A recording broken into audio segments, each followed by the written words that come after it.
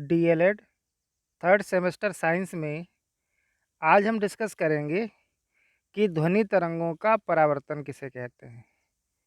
तो देखो, ये जो ध्वनि तरंगों का जो परावर्तन है, ये लगभग प्रकाश के परावर्तन की तरह ही होता है। तो देखो, ये क्या होता है, ध्वनि तरंगों का किसी तल से टकराकर ध्वनि तरंगों का किसी तल से टकराकर पुनः उसी माध्यम में वापस लौटने की प्रक्रिया को ध्वनि तरंगों का परावर्तन कहते हैं, जिससे प्रतिध्वनि सुनाई पड़ती है। तो प्रतिध्वनि के बारे में हमने आपको बताया था।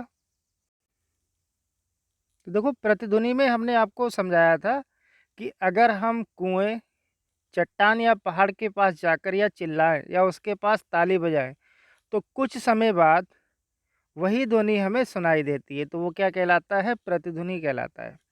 तो देखो, यहाँ पर भी हमने क्या कहा कि ध्वनि तरंगों का किसी तल से टकराकर पुनः उसी माध्यम में वापस लौटने की जो प्रक्रिया होती है, वह ध्वनि तरंगों का परावर्तन कहलाती है। तो जो ये ध्वनि तरंगों का जो परावर्तन है, ये प्रकाश के परावर्तन के ही समान होता है।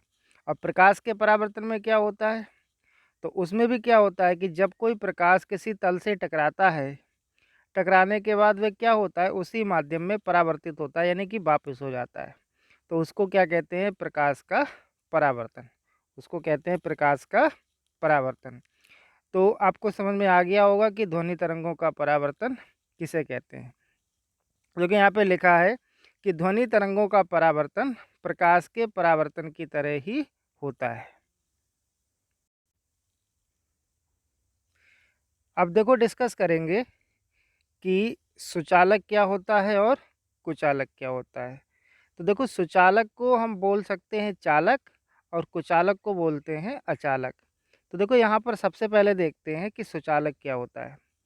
तो जिन वस्तुओं में ऊष्मा का संचरण बहुत ही आसानी से होता है, जिन वस्तुओं में ऊष्मा का संचरण बहुत ही आसानी से होता है, उन्हें क्या कहते हैं? सुचालक कहते हैं। या यहाँ पर हम लोग ऊष्मा की बात कर रहे हैं, अगर आप लिखना चाहो तो लिख सकते हो कि जिन वस्तुओं में ऊष्मा या धारा का प्रवाह बहुत ही आसानी से होता है, उन्हें सुचालक कहते हैं।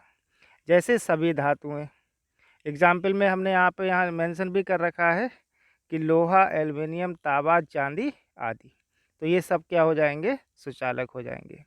और जिन वस्तुओं में ऊष्मा का संचरण आसानी से नहीं होता है, या हम कहें वैद्युत धारा का संचरण आसानी से नहीं होता है, उन्हें कुचालक कहते हैं, यानी कि यह अचालक कहते हैं। जैसे लकड़ी, कांच, कागज, ऊन आदि। तो आपको समझ में आ गया होगा कि सुचालक किसे कहते हैं और कुचालक किसे कहते हैं। तो सुचालक में क्या हो जाएगा कि जिन वस्तुओं में ऊष्मा का संचरण या वैद्युत धारा का संचरण बहुत ही आसानी से संभव होता है, उन्हें सुचालक कहते हैं, जैसे सभी धातुएं। और जिन वस्तुओं में ऊष्मा का संचरण आसानी से नहीं होता है, उन्हें कुचालक कहते हैं, जैसे लकड़ी, कांच, गिलास आदि। अब देखो, डिस्कस करेंगे कि परम आर्द्रता किसे कहते हैं, यानी कि परम आर्द्रता क्या है। तो ये डेफिनेशन है, 1 नंबर में पूछी जाती है। तो किसी भी ताप पर वायुमंडल के 1 घनमीटर आयतन में उपस्थित जलवाष्प की मात्रा को परम आर्द्रता कहते हैं। तो किसी भी ताप पर वायुमंडल के 1 घनमीटर आयतन में उपस्थित जलवाष्प की मात्रा को परम आर्द्रता कहते हैं। तो ये बहुत ही इम्पोर्टेंट है। कुचालक और सुचालक से भी क्वेश्चन पूछता है, और ध्वनि का परावर्तन क्या है, ये भी इम्पोर्टेंट है।